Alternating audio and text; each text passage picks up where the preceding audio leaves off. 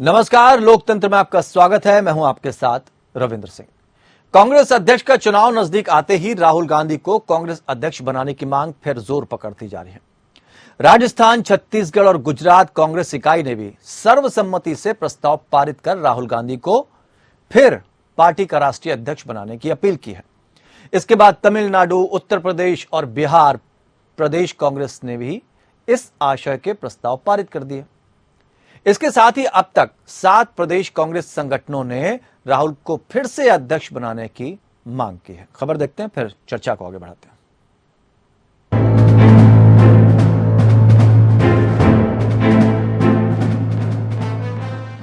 कांग्रेस में राहुल गांधी को फिर पार्टी अध्यक्ष बनाने की मुहिम जोर पकड़ रही है। रायपुर में आयोजित प्रदेश कांग्रेस की बैठक में रविवार को सीएम भूपेश बघेल ने प्रस्ताव रखा कि राहुल गांधी फिर पुनर्विचार करें और पार्टी के अध्यक्ष बने। इस प्रस्ताव को सर्वसम्मति से पारित कर दिया गया। भूपेश बघेल ने यह भी कहा कि अगर दूसरे राज्यों से भी ऐसी ही मांग उठती है तो राहुल गांधी को पुनर्विचार करना चाहिए। कांग्रेस अध्यक्ष के चुनाव में बहुत कम वक्त बचा है। मुझे भरोसा है कि राहुल गांधी पार्टी कार्यकर्ताओं की भावनाओं को देखते हुए सहमति दे देंगे। राजस्थान से इस मुहिम की शुरुआत हुई थी। एआईसीसी के छत्तीसगढ़ प्रभारी पीएल पुनिया ने कहा कि ये वक्त गांधी परिवार के प्रति अपनी निष्ठा को दोहराने का है। पार्टी सड़क से किसी को चुनकर उन्हें अध्यक्ष नहीं बना सकती। छत्तीसगढ़ के बाद गुजरात प्रदेश कांग्रेस ने भी इस आशय का प्रस्ताव पारित कर दिया। गुजरात कांग्रेस के अध्यक्ष जगदीश ठाकुर ने प्रदेश कार्यकारिणी की बैठक में ये प्रस्ताव रखा, जिसे सभी सदस्यों ने सर्वसम्मति से पारित कर दिया। इसमें कहा गया है कि हम चाहते हैं कि राहुल अगले संसदीय चुनाव का नेतृत्व करें। दरअसल कांग्रेस अध्यक्ष चुनाव को लेकर पार्टी में अंदरूनी घमासान जारी है। पार्टी के कई नेता निष्पक्ष और स्वतंत्र चुनाव की मांग कर रहे हैं। शशि थरूर समेत कुछ नेताओं के चुनाव लड़ने की मंशा भी जताई जा रही है। वहीं जयराम रमेश समेत अनेक नेता गांधी परिवार के वर्चस्व को कायम रखने की मांग कर रहे हैं। इससे पहले कांग्रेस सांसद शशि थरूर, मनीष तिवारी, कार्ति चिदम्बरम, प्रद्युत बारदोलोई और अब्दुल खलीक ने कांग्रेस चुनाव प्राधिकरण के अध्यक्ष मधुसूदन मिस्त्री को पत्र लिखकर नामांकन प्रक्रिया शुरू होने से पहले प्रदेश कांग्रेस संगठन के निर्वाचक मंडल की सूची मतदाताओं और संभावित उम्मीदवारों को मुहैया कराने की मांग की थी। इन 5 लोकसभा सदस्यों ने अध्यक्ष के चुनाव प्रक्रिया की निष्पक्षता और पारदर्शिता को लेकर चिंता जताई थी। 5 सांसदों ने ये पत्र राहुल गांधी के नेतृत्व में चल रही कांग्रेस की भारत जोड़ो यात्रा से एक दिन पूर्व यानी 6 सितंबर को लिखा था। इस बीच कांग्रेस अध्यक्ष के लिए होने वाले चुनाव से ठीक पहले वरिष्ठ नेता शशि थरूर ने सोमवार को पार्टी की अंतरिम अध्यक्ष सोनिया गांधी से उनके आवास पर मुलाकात की। इस मुलाकात के दौरान कांग्रेस के कई नेता भी यहां पर पहुंचे हुए थे। शशि थरूर पार्टी में बदलाव की मांग वाली एक याचिका को सार्वजनिक मंजूरी देने के तुरंत बाद आज सोनिया गांधी से मिले। शशि थरूर के बारे में कहा जा रहा है कि वो कांग्रेस अध्यक्ष पद के लिए होने वाले चुनाव को लड़ने पर विचार कर रहे हैं। दरअसल तिरुवनंतपुरम के कांग्रेस सांसद ने ट्विटर पर पार्टी के युवा सदस्यों के एक समूह द्वारा बदलाव की मांग करने वाली याचिका का समर्थन किया है। थरूर ने उस ऑनलाइन याचिका की पैरवी की है जिसमें पार्टी के युवा सदस्यों ने सुधारों की मांग की और कहा कि अध्यक्ष पद के हर उम्मीदवार को ये संकल्प लेना चाहिए कि निर्वाचित होने पर वह उदयपुर नवसंकल्प को पूरी तरह लागू करेगा। थरूर ने ट्विटर पर यह याचिका साझा की और कहा कि अब तक इस पर 650 से ज्यादा लोगों ने हस्ताक्षर किए हैं। इसमें ये भी कहा गया है कि हम कांग्रेस अध्यक्ष का चुनाव लड़ने वाले हर उम्मीदवार से अपील करते हैं कि वो ये संकल्प ले कि ब्लॉक कमेटी से लेकर कांग्रेस कार्य समिति तक पार्टी के सभी सदस्यों को वो साथ लेकर चलेगा और पदभार ग्रहण करने के 100 दिन के भीतर उदयपुर नवसंकल्प को पूरी तरह लागू करेगा। आपको बता दें कि कांग्रेस ने उदयपुर में मई महीने में हुए चिंतन शिविर के बाद उदयपुर नव संकल्प जारी किया था, जिसमें पार्टी के संगठन में कई सुधार सुझाए गए थे। इनमें एक व्यक्ति, एक पद और एक परिवार, एक टिकट की व्यवस्था की बातें प्रमुख हैं। उधर कांग्रेस महासचिव जयराम रमेश ने जानकारी दी कि हमने चुनाव कार्यक्रम की घोषणा कर दी है। 1 अक्टूबर को पूरे देश को पता चल जाएगा कि उम्मीदवार कौन है। यदि 1 से अधिक उम्मीदवार होंगे तो 17 अक्टूबर को चुनाव कराया जाएगा। अगर एक ही उम्मीदवार होगा और कोई चुनाव नहीं होगा तो 2 अक्टूबर को कांग्रेस को नया अध्यक्ष मिल जाएगा। कांग्रेस द्वारा तय चुनाव कार्यक्रम के अनुसार 22 सितंबर को पार्टी अध्यक्ष पद के चुनाव की अधिसूचना जारी होगी। 24 सितंबर से नामांकन दाखिल किए जा सकेंगे। Bureau report. लेकिन सवाल यह है कि एक के बाद एक जिस तरह से रेजोल्यूशन पास हो रहे हैं उसको भी समझना होगा। जब सारी चीजें पहले से स्पष्ट हैं फिर इस तरह की चीज क्यों हो रही, समझने की कोशिश करते हैं। चर्चा में शामिल हैं 4 खास मेहमान हमारे साथ। रत्नाकर सिंह प्रवक्ता कांग्रेस हमारे साथ जुड़े हैं। शबनम पांडे भारतीय जनता पार्टी की तरफ से अपना मत रखेंगे। रमेश श्रीवास्तव प्रवक्ता आम आदमी पार्टी। मनीष गुप्ता राजनीतिक विश्लेषक के तौर पर जुड़े हुए हैं हमारे साथ। आप सभी मेहमानों का बहुत बहुत स्वागत करते हैं। और रत्नाकर जी, ये क्या हो रहा है कांग्रेस में? एक तरफ तो ये कहा जा रहा है कि अध्यक्ष पद से दूर हैं, राहुल गांधी ऐसी कोई मंशा नहीं रखते हैं, और दूसरी तरफ एक के बाद एक प्रस्ताव पारित हो रहे हैं। फिर से 2019 याद आ रहा है। देखिए रविंद्र जी, क्या हो रहा है कांग्रेस में, ये प्रश्न का जवाब मैं दे देना चाहता हूँ। कांग्रेस में अब वही हो रहा है जो कांग्रेस को संगठित और मजबूत करने का काम कर सके, वही प्रक्रिया, सारी चीजें जो है वो चल रही हैं। और नए सिरे से नए कांग्रेस का एक उदय हो रहा है। कल भी आपने कमलनाथ जी का एक स्टेटमेंट सुना होगा, उन्होंने कहा है कि जो भी व्यक्ति स्वतंत्र है, सारे लोग जो भारतीय जनता पार्टी के विचारधारा से जुड़ना चाहता है और जाना चाहता है, वो सारे लोग स्वतंत्र हैं। उनको अगर चाहिए तो मैं अपनी गाड़ी में बिठा करके और उनको भेज दूंगा मैं। आज की परिस्थिति ये है कि अभी जो चुनाव का जो डिक्लेरेशन हुआ है कि 27 अक्टूबर को जो चुनाव होगा और 19 अक्टूबर को रिजल्ट आएगा, अगर कोई भी एक ही अगर आदमी नामांकन करता है तो 2 अक्टूबर को पूर्णकालिक अध्यक्ष मिल जाएगा, नहीं तो 19 अक्टूबर तक मिल जाएगा पूर्णकालिक अध्यक्ष। लेकिन आपके अपने ही नेता पारदर्शिता पर अगर सवाल खड़े कर दें तो फिर सवाल तो उठने लाजमी है ना। वो कह रहे हैं सार्वजनिक कीजिए, लिस्ट तो कम से कम सामने आनी चाहिए। आज देखिए, आज तिल का ताड़ बनाने में किस प्रकार जो है महारत हासिल है। कुछ चुनिंदा पत्रकार बोल सकता हूं या मीडिया बोल सकता हूं, जो तिल का ताड़ बनाते हैं। अगर चुनाव कोई भी हो रहा है तो चुनाव की पूरी प्रक्रिया होती है। उस प्रक्रिया में निश्चित रूप से जो व्यक्ति यह चाहता है कि मैं चुनाव लड़ूं, वह व्यक्ति जरूर उन लिस्ट का नाम जो है चाहेगा कि हमारे पास मिले, ताकि वह उनसे मुलाकात कर सके, बात कर सके, या जो भी चीजें हैं वो कर सके। वो प्रक्रिया सारी चालू है। वो हमारे यहाँ सारे राज्यों में पीसीसी का जो है सदस्य बनाए जा रहे हैं और वो सारा चीज उनको दिया जाएगा, तो पूरी संतुष्टि उनको किया जाएगा। तो अगर चुनाव की प्रक्रिया है तो फिर रेजोल्यूशन क्यों जारी हो रहा है, क्यों प्रस्ताव दिए जा रहे हैं? 7 प्रदेश के लोग वहां पहुंच रहे हैं।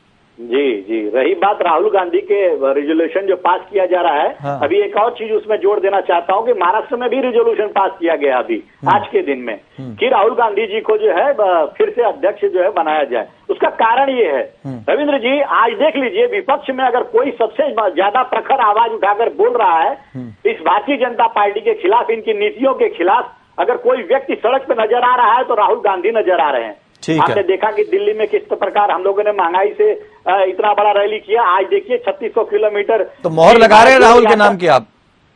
जी, मोहर लगा दे रहे हैं आप राहुल गांधी के नाम की? बिल्कुल, हर कार्यकर्ता, हर नेता यह चाहता है। शबनम पांडे जी, जो है इसका मतलब ये है कि कहीं ना कहीं इशारों में संकेत दे रहे हैं कि आने वाले टाइम में गांधी परिवार के हाथ में ही रहेगा सब कुछ। रविंद्र जी, देखिए, ये इनका अंदरूनी मामला है, इस मामले में हमें टिप्पणी तो नहीं करनी चाहिए, लेकिन हम डिबेट में बैठे और मुद्दा ये है तो निश्चित तौर पे जो ये लोकतांत्रिक व्यवस्था को ढोल बजा बजा कर कहते हैं कि हमें लोकतांत्रिक व्यवस्था को मजबूत करना है, पर इनके पास सांसद ऐसी ही लोकतांत्रिक व्यवस्था इनके चुनाव में लाना चाहते हैं, पर उस जगह पे ढोल की आवाज बंद कर दी जाती है और कहते हैं कि नहीं, हम प्रस्ताव ला रहे हैं राज्यों से। अभी आप जो नहीं, कांग्रेस documentary सपना दिखा पांडे जी रहे ये थे, भी कहती है कि लोकतांत्रिक व्यवस्था तो सिर्फ कांग्रेस में ही है, बाकी किसी पार्टी में नहीं है। ये कौन सा चुनावी देखिए प्रक्रिया का आप पालन करते हैं, जरा ये बता दें। उसकी भी मैं बता रही हूँ। अभी इन्हीं के एक नेता जो शायद छत्तीसगढ़ के प्रभारी हैं, मैं भूल रही हूँ कि पुनिया कौन जी। है, पुनिया जी किस जगह के प्रभारी हैं, छत्तीसगढ़ के ही शायद है। वो कह रहे थे सड़क से उठाकर किसी को अध्यक्ष तो नहीं बनाया जा सकता। क्या गांधी परिवार के अलावा जितने भी कांग्रेसी हैं वो सड़क उठाए हैं क्या? और फिर वो कहते हैं ये समय है गांधी परिवार की निष्ठा को साबित करने के प्रति निष्ठा को साबित करने का। कांग्रेस के प्रति निष्ठा होनी चाहिए कि एक परिवार के प्रति निष्ठा होनी चाहिए। लोकतांत्रिक व्यवस्था को राजशाह में बदलने वाले, राजतंत्र में बदलने वाले इस कांग्रेस पार्टी के नेताओं की इस तरह की बयान साफ तौर पर अन्य पार्टी और जनता को ये दिखाती है। लेकिन कांग्रेस ये कह रही है ऐसी व्यवस्था कम से कम भारतीय जनता पार्टी में भी तो होनी चाहिए। हमारे यहाँ तो स्वतंत्र रूप से सारी चीजें हो रही हैं। पार्टी में किसी को भी किसी परिवार के प्रति निष्ठा दिखाने की जरूरत नहीं होती, चाहे वो प्रधानमंत्री का परिवार हो, मुख्यमंत्री का परिवार हो, राष्ट्रीय अध्यक्ष का परिवार हो, प्रदेश अध्यक्ष का परिवार हो, एक सामान्य कार्यकर्ता का परिवार हो। हर किसी को अपने संगठन के प्रति निष्ठा दिखाने की जरूरत जरूर पड़ती है, लेकिन किसी परिवार के प्रति नहीं। और संगठन का एक छोटा सा कार्यकर्ता अगर प्रधानमंत्री तक पहुंचता है तो वो अपनी कर्मठता से पहुंचता और उसे कोई ये नहीं कहता कि सड़क से उठाकर पहुंचा देने की बात। ठीक है, तो देखिए बातों से ये खुद कह रहे हैं। अभी इन्होंने कहा कि कुछ मीडिया वाले इसको बना रहे हैं, पर चुनाव प्रक्रिया पे प्रश्न मीडिया वालों ने नहीं, इनके पास मैंने इसलिए उनको इशारा भी किया था। मनीष तिवारी अगर उठा रहे हैं, शशि थरूर उठा रहे हैं, और ये कहते हैं जिसे भाजपा में जाना है गाड़ी में बैठा के ले जाएंगे। अरे गाड़ी में बैठने को भी तैयार नहीं है। रमेश श्रीवास्तव जी, एक प्रक्रिया होती है, परिवारवाद नहीं है तो तानाशाही है। एक व्यक्ति तक क्यों सीमित है सारी चीजें? सारी कमान एक व्यक्ति के हाथ में क्यों? देखिए, मुद्दा ये है कि कांग्रेस की राज्य इकाइयां, वहां जो अध्यक्ष पद चुनने की प्रक्रिया चल रही है उसमें राहुल जी को आगे लाना चाहते हैं। ये उनका आंतरिक मामला है, किसी को भी आगे लाएं वो, हमें इससे कोई फर्क नहीं पड़ता। ठीक, किसी भी प्रक्रिया को अपनाएं वो, अगर उनकी पार्टी के कार्यकर्ता, उनकी पार्टी के नेता संतुष्ट हैं तो ये उनके और उनके पार्टी के कार्यकर्ताओं के बीच का मामला है। हमें तो ये देखना है कि वो उनका राजनीतिक प्रभाव, जनता पर प्रभाव कितना होगा। अभी हम सुन रहे हैं कि एक यात्रा चल रही है, ठीक, मैंने उसके कुछ विजुअल देखे, वो पिकनिक ज्यादा नजर आ रहा है, बोटिंग हो रही है और वो दौड़ हो रही है। इसमें कांग्रेस क्या कोई देश को नया राजनीतिक विजन देने की कोशिश करता नहीं है क्या? नहीं तो अगर वो कर रहे हैं तो उसमें आपत्ति क्या आपको?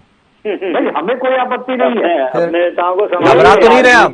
दल के तौर पे हम सिर्फ ये देख रहे हैं, जनता से जुड़ने का एक अच्छा काम अगर कांग्रेस करने जा रही तो उसमें क्या दिक्कत है आपको? आप कर लीजिए। करे ना, नाव की तस्वीर दिख रही है, इनको वो सारी तस्वीरें नहीं दिख रही है कि जनता का आपात जनसमूह जो उनके साथ चल रहा है, वो तस्वीरें इनको नजर नहीं आ रही है, क्योंकि ये केजरीवाल के गुणगान करने में व्यस्त है। केजरीवाल और आम आदमी पार्टी की सरकार आवाज जब ये उठती है ना रमेश जी कि कांग्रेस में एक परिवार तक सीमित है, तो दूसरी तरफ से आवाज ये भी आती है कि तानाशाही रवैया क्यों अपनाया जा रहा है। भले ही दूसरी तरफ परिवार ना हो, लेकिन तानाशाही तो है। एक ही व्यक्ति की सारी बातें मानी जाती हैं, वही सारे काम करते हैं। केजरीवाल साहब ऐसा तो कुछ नहीं कर रहे हैं, क्योंकि उन पर भी कई बार तानाशाह के आरोप लग चुके हैं। सेंट्रलाइज हो गई है पॉलिटिक्स। आरोप लगना और सार्वजनिक जीवन में रह करके अपनी निष्ठा को जनता के सामने स्थापित करना, ये खुली किताब की तरह हम करते हैं। और धीरे धीरे करके जो भी प्रोटेस्ट करे, जो भी उनके खिलाफ आवाज उठाए, उनको धीरे धीरे किनारे लगा देना, ये भी तो कहिए। बिल्कुल नहीं, बिल्कुल नहीं। कहाँ है प्रशांत भूषण?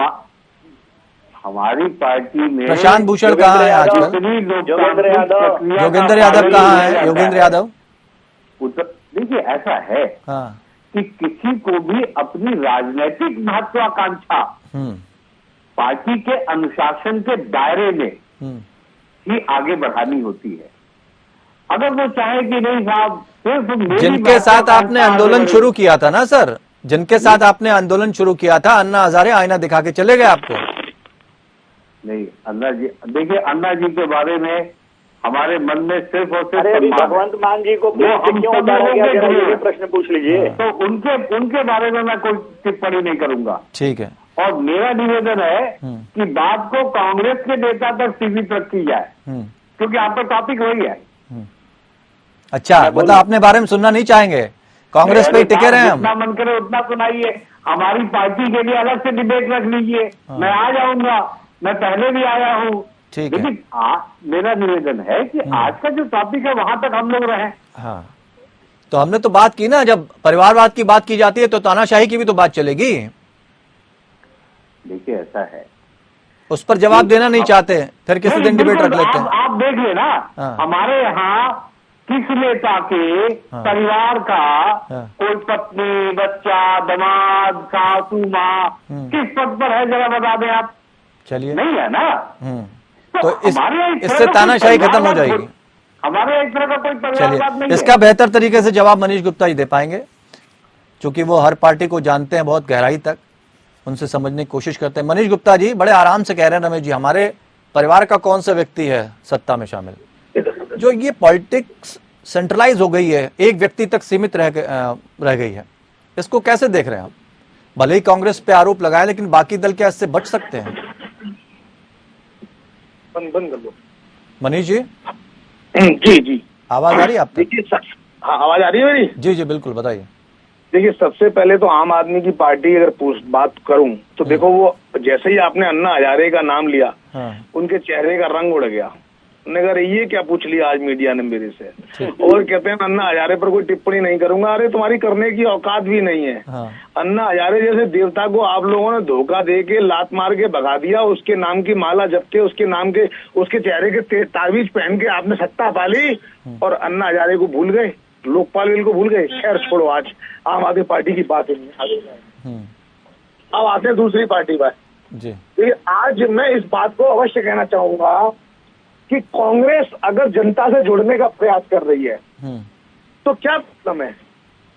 जिस तरीके से भाई कांग्रेस का पराभव हुआ, लगातार उनकी सीटें घटी, आज अगर वो किसी तरीके से जनता से जुड़ रहे हैं, चाहे किसी भी स्टेट में जाएं, वहां लोगों से मिल रहे हैं, मैं देख रहा हूँ वो पानी में नौकायन में भी भाग ले रही हैं, गरीब लोगों से भी मिल रहे हैं, टीचर से भी मिल रहे हैं, प्रोफेसर से भी मिल रहे हैं, लेबर से ही मिल रहे हैं, तो भाई उनकी प्रॉब्लम आएगी सामने और वो समझेंगे।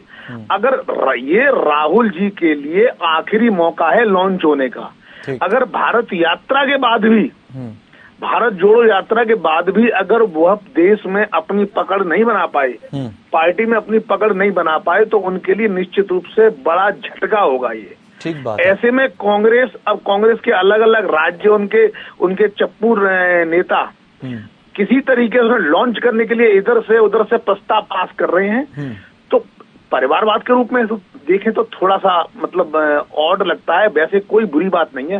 हर पार्टी के नेता अपने अपने नेता को चुनाव जिताना चाहते हैं। एक ऐसी पार्टी जिसमें इलेक्शन होता है, उसमें भी तो सब लोग वोट देते हैं कि हम नड्डा जी को वोट दें, हम अमित शाह को वोट दें। हम यही समझना चाह रहे हैं, घूम फिर के जब कांग्रेस अध्यक्ष के पद की बात आ रही थी, तो भले ही अछूते हों या बात कर रहे हो कि हम नहीं अध्यक्ष बनेंगे, लेकिन जिस तरह से प्रस्ताव पारित शुरू हो गए हैं, प्रस्ताव पारित होना, उससे लगता नहीं कि भूमिका वही बनाई जा रही है कि वापस उसी परिवार के हाथ में सारी कमान देनी? नहीं, देखिए स्ट्रेटेजी कई बार ऐसी होती है कि वही हम मना करेंगे, बार बार मना करेंगे। आपने वो कहानी सुनी होगी, एक बुढ़िया के दामाद पहुंचा, उसने कहा भाई 3 बार आपने ना करनी, उसके बाद हाँ कर देनी है। तो राहुल जी का ही वही हाल है कि वो 3 बार ना करेंगे, ना, उसके बाद देखेंगे, विचार करेंगे, फिर हाँ करेंगे।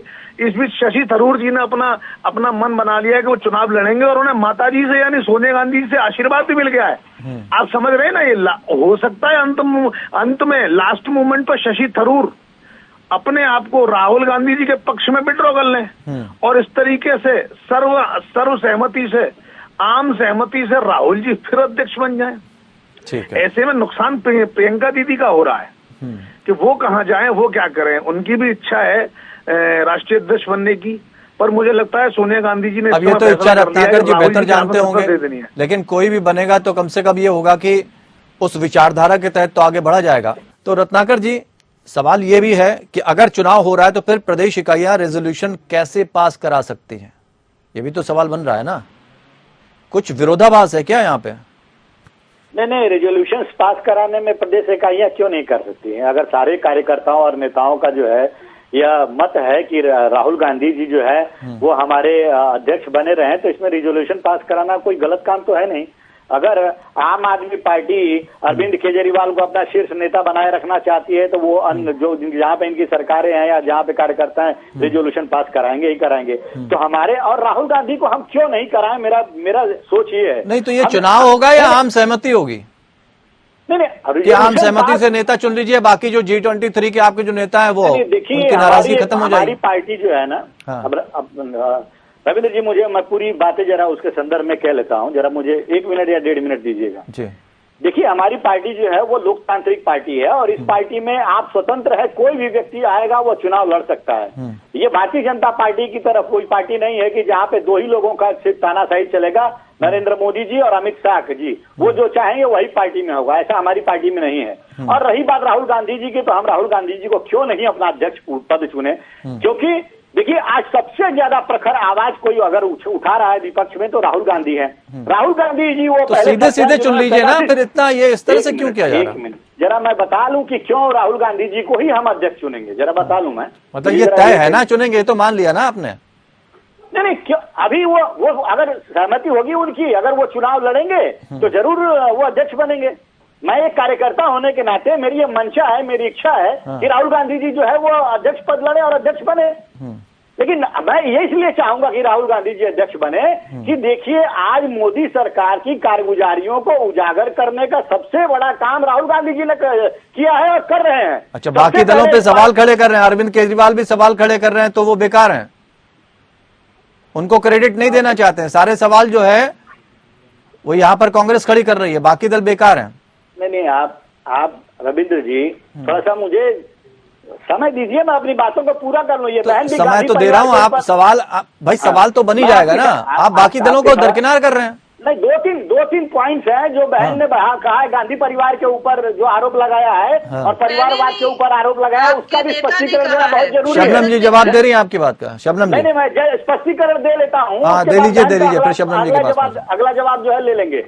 इन्होंने कहा गांधी परिवार, मैं ये कहना चाहता हूँ कि आज भारतीय जनता पार्टी क्यों गांधी परिवार को ही कमजोर करने की कोशिश कर रही है? क्योंकि गांधी परिवार कांग्रेस का एक मजबूत स्तंभ रहा है और जिस परिवार में 2 प्रधानमंत्रियों ने देश के लिए अपनी शहादत दिया है, उस गांधी परिवार के ऊपर ये उंगली उठाते हैं। नेहरू जी ने 10 साल जेल में अपने जीवन के महत्वपूर्ण जो 10 साल जीवन के उन्होंने जेल में निकाले हैं और पूरा परिवार ही जो है देश के लिए त्याग किया है। सोनिया गांधी तानाशाही का भी तो आरोप लगाया ना कांग्रेस पर। शबनम जी जवाब दीजिए।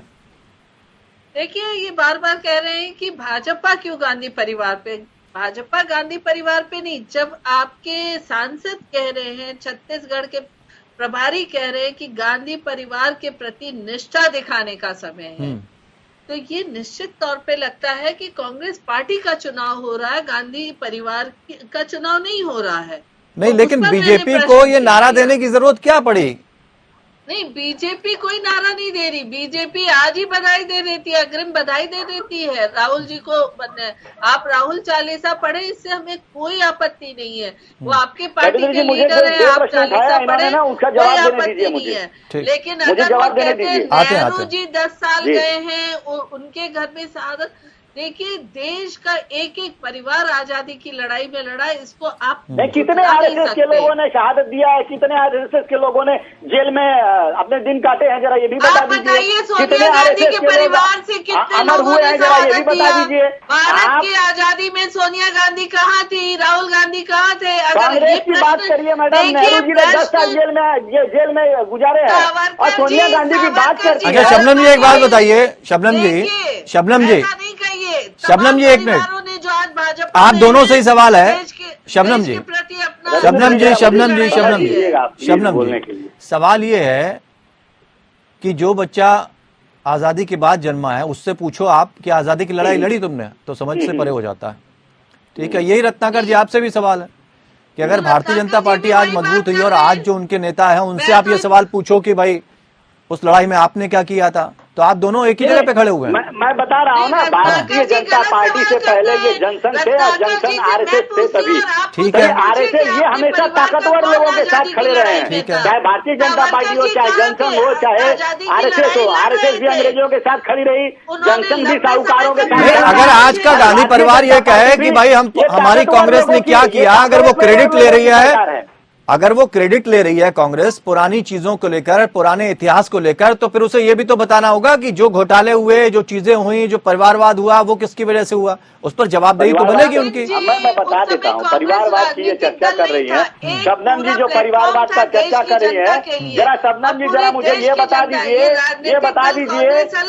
परिवारवाद कहती रहती है। अनुराग ठाकुर जो है उनका परिवारवाद जरा गिना दीजिए, पंकज सिंह का परिवारवाद गिना दीजिए, पूनम महाजन का परिवारवाद गिना दीजिए, एक पंकजा मुंडे का परिवारवाद गिना दीजिए। अरे जब यही लोग हमारी पार्टियों में रहते हैं, ज्योतिरादित्य सिंधिया, जितिन प्रसाद, तो इनको परिवारवाद नजर आता है, और जब इनकी पार्टी में चले जाते हैं तो इनको कोई परिवारवाद नजर नहीं आता है। तो ये तो इनका एक रत्नाकर जी, आम आदमी पार्टी में भी कोई परिवारवाद नजर आता है आपको? वो तो कह रहे हैं हमारे यहाँ तो कोई परिवारवाद नहीं। ये तो अभी दूसरा पीढ़ी इनका चालू ही नहीं हुआ, अभी तो ये जन्मे हैं। अच्छा, तो तीसरी पीढ़ी का इंतजार करेंगे आप? नहीं, परिवारवाद कब होता है? हाँ। जब पीढ़ी दर पीढ़ी पार्टी बनी रहती है तो उसमें परिवारवाद देखने को मिलता है। ये तो अभी 8-10 साल पुरानी पार्टी है, इसमें परिवारवाद क्या दिखेगा? हाँ जरूर, भाई भतीजावाद जरूर दिखेगा, जो दिख भी रहा है। मुझे बताइए कि हमारी पार्टी में कौन सा अध्यक्ष ऐसा हुआ जिसके बेटे को भी अध्यक्ष पद दिया गया, आरक्षित रखा गया सुन लीजिए, एक भी उदाहरण बाकी लोगों के पास भी जाना, बताइए, जल्दी बताइए। मैं शबनम जी की बातों का जवाब देता हूँ। देखिए शबनम जी, आप हमारी पार्टी में परिवारवाद का आरोप लगा रही हैं, और गांधी परिवार को एक निष्ठावान परिवार के रूप में आप लोगों को कह रहे हैं कि ये तानाशाही का जो एक रवैया अपनाएंगे।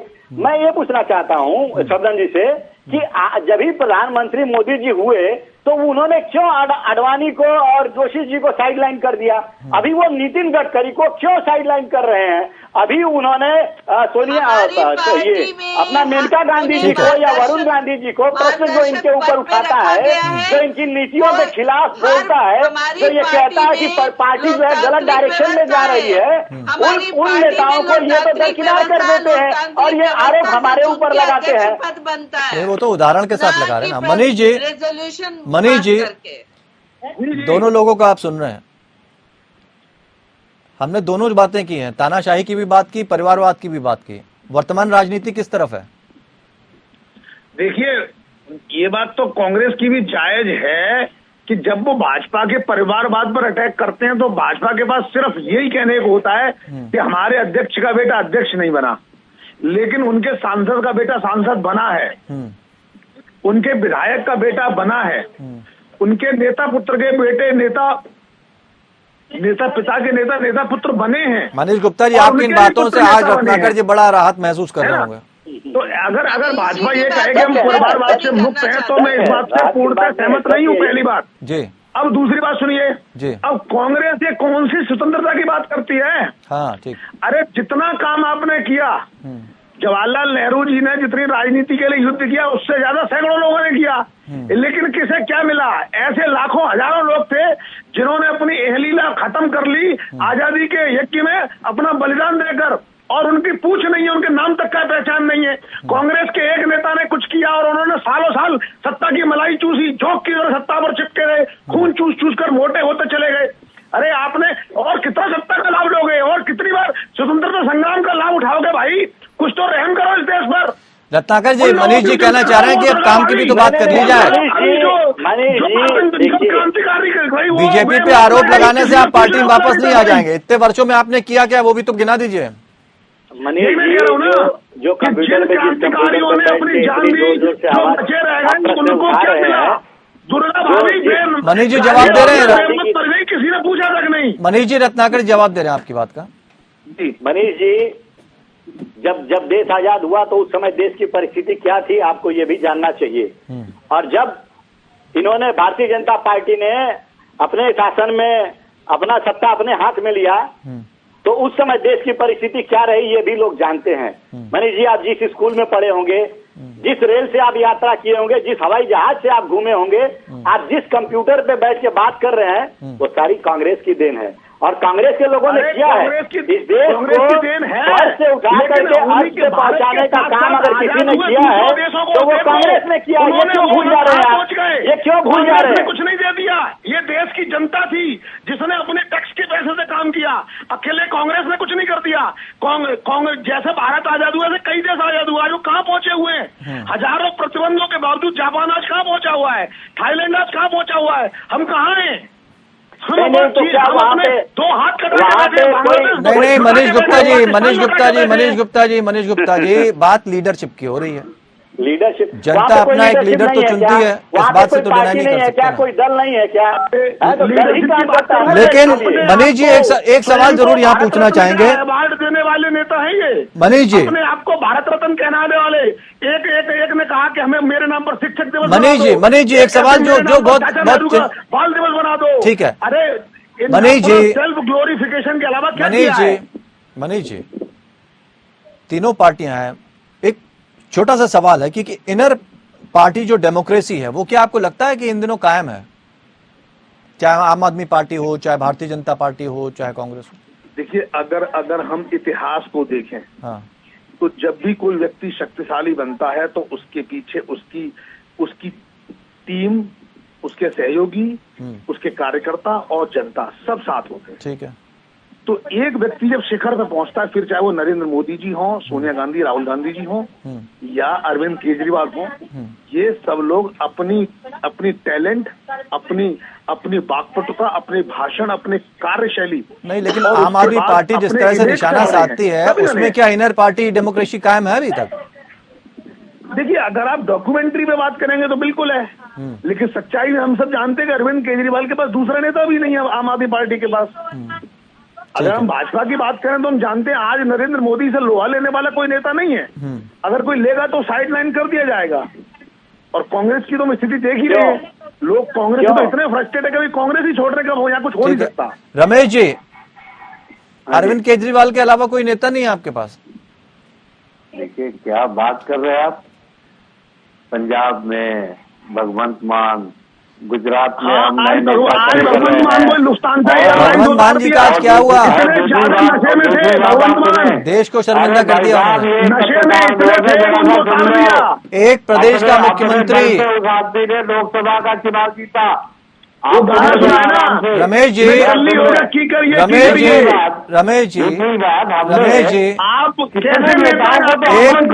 एक प्रदेश का मुख्यमंत्री बीच में खड़े और इस हालत में पंजाब का मुख्यमंत्री साइड में लटका होता है। आपको याद होंगे वो अखबार के चित्र। अरे भगवंत मान साइड में लटके हैं गाड़ी में, अरविंद केजरीवाल महाराज की तरह खड़े हुए, महाराज औरंगजेब। मनीष जी जवाब दे रहे हैं, वो मनीष जी जवाब दे रहे हैं। अरे मनीष जी, थोड़ा आराम से। ऐसा है कि आप पत्रकारिता करते हो और हम राजनीति करते हैं, तो हम सड़क पे खड़े होकर राजनीति नहीं करते, हम भी जनता के बीच में जाते हैं। आप कलम लेकर के अपना काम करते हो, तो हम भी छाती खोल करके जनता के बीच में घूमते, तब चुन करके आते हैं। जी जी, ऐसे ही में बैठ जाते हैं। अब आप नहीं, लेकिन ठीक है रमेश जी, अब आप चुनकर तो आते हैं, लेकिन जिनका नाम आपने लिया है, रमेश जी एक मिनट, रमेश जी जवाब दे रहा हूँ। हाँ, मैं कह रहा हूँ जिनका नाम आपने लिया है उनकी स्थिति क्या हुई? उन्होंने तो शर्मिंदा कर दिया पूरे देश को। आम आदमी पार्टी का इस देश को सबसे बड़ा पॉलिटिकल कंट्रीब्यूशन क्या है, ये आप जरा सा देखें। ऐसे युवाओं को हमने राजनीति में आने के लिए प्रेरित किया और नेता बनाया, जो दूर से राजनीति को देख के कहते थे कि राजनीति तो बहुत गंदी है, हम नहीं जाएंगे। मीडिया, ये तो अरविंद केजरीवाल भी कहते थे ना, किताबों पे किताबें, ये तो अरविंद केजरीवाल भी कहते थे, किताबों पे किताबें, सत्ता में नहीं आने की बात कहते थे। युवाओं को राजनीति में आने के लिए कुछ न कुछ प्रेरणा मिलनी चाहिए, हमने प्रेरित किया। और आज वो युवा स्थापित राजनीतिज्ञों को चुनौती दे रहे हैं। हमारा भारतीय राजनीति को एक बहुत बड़ा कंट्रीब्यूशन है। सवाल नहीं सुना आपने मनीष गुप्ता का? सर, आप कह रहे हम लगातार घूम कर रहे हैं। मनीष गुप्ता जी का सवाल नहीं सुना आपने, उसका जवाब नहीं दे पाया। इनका यही कंट्रीब्यूशन है कि सब कुछ मुफ्त बांट दो, चाहे देश की अर्थव्यवस्था में चली जाए। वीरे गुप्ता जी, भारतीय राजनीति में हमारा ये कंट्रीब्यूशन है कि हमारे आने के बाद ठीक है, शबनम जी, हम बकवास करने वाले लोग नहीं है। शबनम जी, अरे आप उससे मुफ्त के नाम ठीक पर है, वोट ठीक है, एक लेने मिनट, वाले बाकी हो। लोगों से जवाब आप लेने ये दें। तय कर दो कि हमारी मनीष आइडियोलॉजी जी, एक क्या मिनट, है, मनीष जी। उसके अलावा तो बदल जाएगा। मनीष जी, एक मिनट। संगठन में कभी भी किसी की बात होती है, आज भी हमने फिर वही सवाल कर रहे हैं, जो हम इनर पार्टी डेमोक्रेसी की हम बात कर रहे हैं। मोदी जी जो कहेंगे वही होगा। कौन तय करता है सारी चीजें? अगर वो नहीं कहेंगे, वो किसी चीज पर नहीं मानते हैं, तो वो बात नहीं होगी। एक व्यक्ति के हाथ में ही सत्ता है। हम बात तो लोकतंत्र की करते हैं, लेकिन असल में लगता नहीं कि लोकतंत्र है कहीं। देखिए रविंद्र जी, इस बात को मैं नहीं मानती, क्योंकि भारतीय जनता पार्टी में कहीं ना कहीं माननीय मोदी जी सर्वमान्य नेता के तौर पे जरूर हैं। पूरे देश की जनता में जो लोकप्रियता उनके बीच में है, और यह राजनीतिक लोगों में भी जो लोकप्रियता उनके प्रति है, वो किसी से अछूता नहीं है, वो हर कोई जानता है। हमारी पार्टी में भी ऐसे सर्वमान्य नेता की बातों को सुना जाता है, पर वो कहीं भी अपनी बातों को फोर्स नहीं करते। चुनाव होता है, अध्यक्ष चुने जाते हैं, वो कोई अपने परिवार से किसी को अध्यक्ष नहीं बना लेते। उस पे मोहर कौन लगाता है अध्यक्ष पद के चुनाव में? भाई वो तो जो हमारी पार्लियामेंट्री कमेटी है वो बैठती है, हमारे जो संगठन के तमाम पदाधिकारी हैं, राष्ट्रीय पदाधिकारी हैं, लगाते हैं। अगर प्रदेश का है तो प्रदेश पदाधिकारी करते हैं। तो ये एक संगठनात्मक तरीका है, प्रक्रिया है अध्यक्ष को चुनने का। अगर कहीं पे कोई प्रधानमंत्री बन जाए और कहे नहीं मेरे ही भाई को अध्यक्ष बनाना है और मेरे ही पुत्र को बनाना है, नहीं, इससे पहले चूंकि कुछ शब्द जो है वो प्रचलन में आ गए। इससे पहले कहा जाता कि भारतीय जनता पार्टी और कांग्रेस के बीच टक्कर है, लेकिन 2014 के बाद नाम लेकर सरकार का नाम आता है कि यहाँ पर इनकी सरकार, वहां पर उनकी सरकार, उधर उनकी सरकार। ये नाम 2014 के बाद ही शुरू हुआ।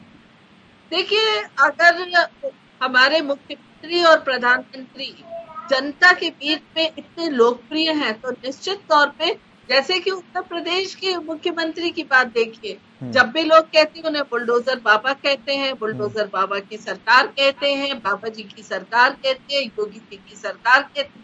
तो ये तो लोकप्रियता की बात है। जब लोकप्रियता सरकार की बोलने लगती है तो जनता इस बात को कहती है, कोई संगठन या कोई सरकार नहीं कहती। नहीं, सवाल कई बार ये उठे ना कि कोई बात रख ही नहीं सकता अपनी।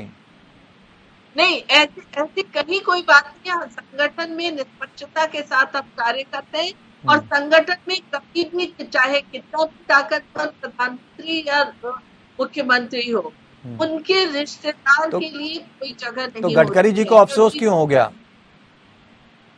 देखिए, सवाल मेरी तरफ से लीजिए। जी राजनीति में हर कोई ठीक, रमेश जी बताइए। अलग कार्य प्रणाली से महोदय सिर्फ इतना निवेदन करना चाहता हूँ, भाई आप भारतीय जनता पार्टी का जो पितृ संगठन है उसके पास जा करके संगठन से बड़ा भी संगठन होता है क्या? बैठा दिया। रमेश जी, आप अपनी बात शुरू करें, उसके बाद चर्चा को आगे बढ़ाते हैं। मैं सिर्फ इतना ही कह रहा हूँ कि अभी भारतीय जनता पार्टी की प्रवक्ता महोदया अभी संगठन और पार्टी पर बड़े प्रवचन दे रही थी कि बड़ी लोकतांत्रिक व्यवस्था है। मुझे ये बताइए कि लोकतांत्रिक ढंग से चुनी गई एक सरकार के मंत्री अपना रिपोर्ट कार्ड पेश करने इनके पितृ संगठन के अध्यक्ष यहाँ क्या करने के लिए जाते हैं? शबनम जी, इनकी पार्टी पर, पूरे स्ट्रक्चर पर एक अन्य संगठन का दबाव किस प्रकार का है? और आप आरोप लगा रहे, भाई हम तो जनता के प्रति सीधे जवाबदेह हैं, लेकिन आपकी सरकार किसी और के प्रति जवाबदेह है जो कि चुनाव से चयनित नहीं हुआ है। इसका क्या उत्तर है? शबनम जी। रमेश जी, आप जनता के प्रति अगर जवाबदेह होते तो क्या इस तरीके से शराबी मुख्यमंत्री बनाते? मुझे लगता है कि देश के इतिहास में पहली बार ये सुना है मैंने कि एक शराबी मुख्यमंत्री है कि आपने सारी एजेंसियां छोड़ दी है, बीजेपी ने। अच्छा, तो इस टेंशन में लेने लगे क्या? इनकम टैक्स सारी एजेंसियां छोड़ दी है। वो जो सवाल उठा रही है वो बड़ा गंभीर सवाल है। रमेश जी वो सवाल उठा रही बड़ा गंभीर सवाल है भाई। नहीं, क्या गंभीर सवाल है भाई? सवाल ये गंभीर है जितनी जांच एजेंसी किस पद पे रहे वो, ये बात उनको पता है ना, हमें किस पद पर है, उस पद की अपनी एक गरिमा होती है ना। नहीं गरिमा फिर आप देखें, और जिस हमारे एक मंत्री को 3 महीने से निकाल रखा है, अब से कहा ऐसा कोई आपको कोई सबूत नहीं है, ऐसा कोई इतिहास का पन्ना बताइए जिसमें ऐसा देखा गया हो। कर दो। नहीं इनसे बोलिए। मेरा सवाल सिर्फ इतना सा है से निकालना हमारे ऊपर बड़ी तानाशाही का आरोप लगा रहे, बड़ी तानाशाही का आरोप लगा रहे, पूरा अपने अंदर आप पे तानाशाही का आरोप इसलिए लग रहा है क्योंकि जिन जिन नेताओं को आपने हटाया चाहते नहीं थे अरविंद केजरीवाल की उनके सामने कोई खड़ा हो सके, उनको बता सके। भाजपा से था, उसका जवाब स्पेसिफिक दीजिए। आप नहीं देंगे जवाब कि इतने लोगों को क्यों हटा दिया गया, बैठा हूँ कि जो आम आदमी पार्टी जिसमें इतने दिग्गज नेता जुड़े थे वो सब आज कहां चले गए। मनीष गुप्ता जी ने जो सवाल खड़ा किया कि अरविंद केजरीवाल के अलावा कौन सा नेता है, वो इसी वजह से किया क्योंकि पूरा रास्ता साफ कर लिया ना अरविंद केजरीवाल ने। शायद अब राजनीति सीख गए। मैंने आपको क्या बताया, हमने इतने नए लीडर ग्रूम करके इस देश को दिए, आप इंतजार तो कीजिए आने वाले टाइम में। तो वही तो शबनम जी कह रहे हैं कि जो दिए नेता वो शराब पीकर घूम रहे हैं। अरे जी नहीं भाई साहब, बीच में से चार्जेस नहीं लगते। अरे आप जाकर के यहाँ छापा मार रहे हैं, वहाँ छापा मार रहे हैं। रत्नाकर जी, मनीष जी आ रहे हैं। रत्नाकर जी, मैं तो ये पहला कार्यक्रम देख रहा हूँ नहीं, मुझे बड़े दुख के साथ कहना ठीक है, ठीक है, जवाब नहीं है आपके पास। वो करप्शन में गिरफ्तार, अब इनका नंबर आने वाला है महान नेता का, जन नेता का। मतलब आपने पूरा प्रोग्राम प्रवक्ताओं के हाथों में छोड़ दिया है। नहीं हम तो आपसे पूछ रहे हैं, आप तो जवाब ही नहीं दे रहे हो। आप जवाब कहाँ दे रहे हो? आप तो सवाल से ही बचकर भाग रहे हो। आप तो सवाल से बच रहे। ठीक है रत्नाकर जी। मैं मनीष जी की एक टिप्पणी के ऊपर मैं अपना बात शुरू करना चाहता हूं। मनीष जी ने कहा कि मोदी जी के समकक्ष में कोई है नहीं, अगर खड़ा होगा तो उसको साइड लाइन कर दिया बीजेपी में। तो ये बीजेपी में जी बिल्कुल। देखिए तो ये अपने आप में एक प्रमाण है जो एक राजनीतिक विश्लेषक हैं और एक आम जनता का इनका व्यू है। हम तो पॉलिटिकल है, बायस्ड हो सकते हैं, लेकिन ये आम जनता का एक राय है कि किस प्रकार इनके दल में तानाशाही चल रही है और सारे लोग देख रहे हैं। एक उस व्यक्ति को जो सबसे ज्यादा काम मनीष गुप्ता जी ने बिल्कुल न्यूट्रल बात कही, किसी का पक्ष नहीं लिया तीनों में से। उन्होंने बिल्कुल जिससे सीधे स्ट्रेट सवाल करना था वो किया उन्होंने। भाई आप केसरीनाथ त्रिपाठी की चर्चा कर लीजिए ना, कैसे हाथ पैर पकड़ के कार्यालय से। ठीक है रत्नाकर जी की बात पूरी हो जाए। शबनम जी बैठा। तो देखिए ये किस तरह प्रकार की लोकतांत्रिक पार्टी है कि आज 2 लोगों की पार्टी बन चुकी है और कोई भी व्यक्ति अगर इनके समकक्ष आता है तो उसको एलिमिनेट कर दिया जाता है। तो ये तानाशाही लोकतंत्र के लिए बिल्कुल ठीक नहीं है और तानाशाही से जनता का भला नहीं होता है, क्योंकि ये जो चाहते हैं वो थोपते हैं। जो इसी तानाशाही का एग्जाम्पल दिया था प्रधानमंत्री जी ने। इसी तानाशाही का एग्जाम्पल दिया था। उन्होंने कहा देश को पता है कि सीताराम केसरी को कैसे हटाया गया। नहीं ये सीताराम केसरी को हटाया गया, उसके पीछे आप इतिहास भूगोल में जाएंगे तो बहुत सारी चीजें हैं। दूसरा मुद्दा ये है रविंद्र जी, मैं एक बात बोला अभी मनीष जी की बात है। दूसरा मुद्दा मेरी बहन कह रही थी कि इतनी लोकप्रियता और छवि है मोदी जी की कि लोग उनके बारे में इस तरह की राय रखते हैं। मेरा ये कहना है कि ये लोकप्रियता और छवि नहीं है, ये इनकी ब्रांडिंग है। हजारों करोड़ रुपया खर्च करके, जनता का पैसा खर्च करके और इन्होंने ब्रांडिंग किया है, मार्केटिंग किया है, जिसमें देखा ऐसा कांग्रेस ने कभी नहीं किया क्या जी? ऐसा कांग्रेस ने कभी नहीं किया। नहीं कांग्रेस पार्टी कोई इवेंट मैनेजमेंट नहीं करती है। आप अगर भारत जोड़ो यात्रा देखेंगे तो उसमें कोई इवेंट मैनेजमेंट ऑर्गेनाइज नहीं किया गया है कि कोई आएगा उनको कोई कुछ करेगा, कोई कुछ करेगा। अरे वो खुद राहुल गांधी अपने आप चलते जा रहे हैं, मनीष जी बनते जा रहा है। रत्नाकर जी की बात से सहमत है, कोई इवेंट मैनेजमेंट नहीं है कांग्रेस का, ब्रांडिंग अपने आप हो जाती है। तीसरी चीज और एक कहूंगा, मनीष जी 10 सेकंड लूंगा। हाँ 10 सेकंड मैं सुन नहीं पाया, दोबारा बोलिए, मैं सुन नहीं पाया। ठीक है आते हैं रत्नाकर जी, बात कंप्लीट कर रहे हैं, आ रहे हैं। 10 सेकंड और लूंगा। देखिए लोकप्रियता का इतना पाखंड ये लोग आज हो गया है और ये जो आज मोदी जी को इनके ही मुख्यमंत्री जो कहता है कि मोदी जी आज विष्णु के अवतार हैं, योगी जी को देख लीजिए, उनका मंदिर बना के अयोध्या के पास में पूजा अर्चना चालू कर दिया जाता है। तो ये पाखंड से भरा हुआ। अरे तो कांग्रेस भी तो राष्ट्रपिता कहती है ना महात्मा गांधी को। पाखंड की बात आम आदमी पार्टी तो करे ही नहीं। मैं अगर बच्चों की कांग्रेस कसम खाता हूँ, मनीष जी, कांग्रेस का साथ नहीं लूंगा, मैं बच्चों की कसम खाता हूँ, कोई पद नहीं लूंगा, मैं नीली वैगनार में चलूंगा, वो वैगनार कहाँ है? नहीं पार्टी के आशुतोष नहीं, मनीष जी, नहीं। मनीष जी एक मिनट, कंफ्यूजन हो गया इनको। हाँ, मैं आ रहा हूँ आपसे। जो सवाल रत्नाकर जी ने जो बात कही उसको हमें लेना है।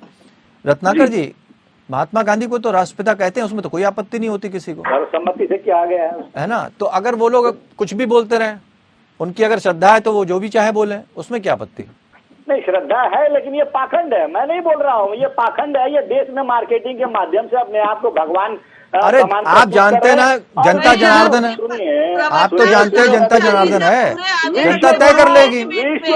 देखिए, ये विश्व गुरु बनाने की तरफ जो देश को ऐसा महिमा मंडल। अब मनीष गुप्ता जी से जवाब ले ले। मनीष गुप्ता जी, 10 सेकंड। हाँ जल्दी से बोलिए। मनीष गुप्ता जी से जवाब 10 सेकंड जी। ये जो महिमा मंडन इस प्रकार कर रहे हैं कि मोदी जी रहेंगे तो भारत विश्व गुरु बनेगा। अच्छा। लेकिन हकीकत ये है कि विश्व गुरु भारत। अरे ये बात मनमोहन सिंह भी तो कहते थे सर। रत्नाकर जी, मनमोहन सिंह भी यही कहते थे। जरूर आ गया है, मनमोहन सिंह भी यही कहते थे भाई। अडानी का विश्व में। अब आप दूसरी तरीके से बोलिए। मनीष गुप्ता जी, सवाल ये, कांग्रेस कहती है हमने जितना पैसा ये लोग। ये है रविंद्र जी, देखिए सवाल सुन लीजिए मनीष जी, सवाल सुन लीजिए। कांग्रेस कह रही है कि आम आदमी party, Bharatiya Janata party event management करती, बेशुमार पैसा जनता का लुटाती है। कांग्रेस नहीं करती ऐसा। अब आपके इस प्रश्न में जवाब छुपा हुआ है। दरअसल इन सब कामों की जननी कांग्रेस है। हाँ। भारतीय जनता पार्टी और आम आदमी पार्टी जितना भी सीख के आई है, ये इन्हीं की मतलब कोचिंग क्लास लेके आई है। कांग्रेस की कार्यकलापों को सीख कर इन्होंने अपने आप को कैसे इम्प्रूव किया कि भारतीय जनता पार्टी ने ग्रो किया, उसी तरीके से आम आदमी पार्टी को लगा कि मैं ऐसे करूं तो मैं ग्रो कर जाऊं। ठीक है। और रही बात पाखंड की, तो पाखंड भारत जोड़ो को आप ब्रांडिंग मान रहे हैं? तो निश्चित रूप से देखिए, जहां तक राहुल गांधी जी की बात है, मैं उनके पर्सनल टैलेंट को क्वेश्चन नहीं कर रहा, लेकिन भारत जोड़ो यात्रा एक ऐसी यात्रा है जिसमें आप जनता से मिल रहे हैं, और जनता से मिलते तो वो ग्राउंड रियलिटी पता लगती है। अब उस ग्राउंड रियलिटी को आप कैसे अपने पॉलिटिकल स्किल से वोटों में कन्वर्ट करके सत्ता में आके उनका भला कर पाते हैं, ये भगवान जानता है और समय बताएगा। लेकिन यात्रा करना हमेशा से अच्छा है, फिर चाहे अन्ना हजारे ने यात्रा की हो, फिर चाहे लालकृष्ण आडवाणी ने यात्रा की हो, फिर चाहे मुरली मनोहर जोशी ने यात्रा की हो, तो यात्रा अच्छी बात है, देश की जनता से जुड़ रहे हैं। लेकिन जनता क्या इवेंट के बाद जुड़ेगी, ये बड़ा प्रश्न है, और इस प्रश्न का जवाब सिर्फ समय देगा। ठीक है। रमेश जी एक बात बताइए, हमने सवाल पूछा भी इससे पहले भी, एक बार फिर से होंगे, जनता को कंफ्यूज करना चाहते हैं क्या आप लोग? कि कोई कहता है कांग्रेस मुक्त भारत, कोई कहता है बीजेपी मुक्त भारत, कोई कहता है मेक इंडिया नंबर 1, कोई कहता है भारत जोड़ो, तो जनता किसके साथ चले? देखिए ऐसा है, राजनीतिक दल अपना कार्यक्रम, अपनी नीतियां जनता के सामने रखता है। मतलब विपक्ष एकजुट नहीं है ना? नहीं, देखिए इसमें विपक्ष की एकजुटता का सवाल अभी नहीं है। हाँ, अभी पार्टी की अपनी पहचान का सवाल है, और कौन सा चेहरा 2024 में बड़ा होगा उसका सवाल है। आप ख्वाब देख रहे हैं अरविंद केजरीवाल प्रधानमंत्री बनने के? शायद देखिए, हम ख्वाब नहीं देखते, हमारे पैर हमेशा जमीन पे रहते हैं। अच्छा। क्योंकि झाड़ू जमीन पे लगता है, हवा पे नहीं लगता। हाँ, भगवंत मान जी हवा में थे। और हम दिल्ली में झाड़ू लगा चुके हैं। ठीक है। पंजाब में झाड़ू लगा चुके हैं, गुजरात का नंबर अगला है। ठीक है। शबनम जी, चुनौती है आपको गुजरात में, झाड़ू जमीन पर। ठीक। उत्तर प्रदेश, गोवा, उत्तराखंड। रत्नाकर जी जल्दी से जवाब ये चाहेंगे, जल्दी से जवाब चाहेंगे, चुनाव या आम सहमति? सारे पे झाड़ू लग गया। ठीक है। रत्नाकर जी, चुनाव या आम सहमति? हमारे ग्रुप नहीं है। ठीक है रमेश जी, ठीक है। रत्नाकर जी, चुनाव है, आम देखिए, समिति बन देखिए, जाएगी, देखिए, राहुल गांधी अध्यक्ष चुन ले जाएंगे। आम सहमति जो होती है वो लोगों के विचार होते हैं, पार्टी के कार्यकर्ताओं और नेताओं के जो भी हो, के विचार होते हैं। अध्यक्ष और राहुल गांधी चुनाव जो बनेंगे। होगा, अगर साफ मधुसूदन मिस्त्री ने साफ कहा है कि अगर कोई एक ही व्यक्ति रहेगा तो वो निर्विरोध। नहीं, उन्होंने तो ये भी कहा था कि प्रस्ताव पारित करने की जरूरत नहीं, तब भी हो रहे हैं, उन्होंने ये भी कहा था ना। अपना नेता के प्रति ये तो भावना है, भावना व्यक्त करेगा हर व्यक्ति की हमारा लीडर कौन होना चाहिए भविष्य में। हर व्यक्ति किसी न किसी पार्टी से जुड़ा है और किसी को नेता मानता है। ठीक है, ये अपनी अपनी है, मानता है तो उसको वो चाहेगा कि सर्वोच्च पद पे आसीन हो। ठीक है, चलिए देखें, इंतजार कर रहे हैं कि आम सहमति बनती है या क्या होता है, क्योंकि सबकी नजर टिकी हुई। बहुत बहुत शुक्रिया आप सभी मेहमानों का हमारे साथ इस चर्चा में शामिल होने के लिए। लेकिन फिलहाल इशारों में रत्नाकर जी ने बहुत स्पष्ट कर दिया है कि राहुल गांधी क्यों बनेंगे, क्यों हटा दीजिए, यानी राहुल गांधी ही बनेंगे। अब अगर चुनाव होगा तो चुनौती कौन देगा ये भी समझना होगा, हम सबको इसका इंतजार रहेगा। फिलहाल इतना ही, नमस्कार।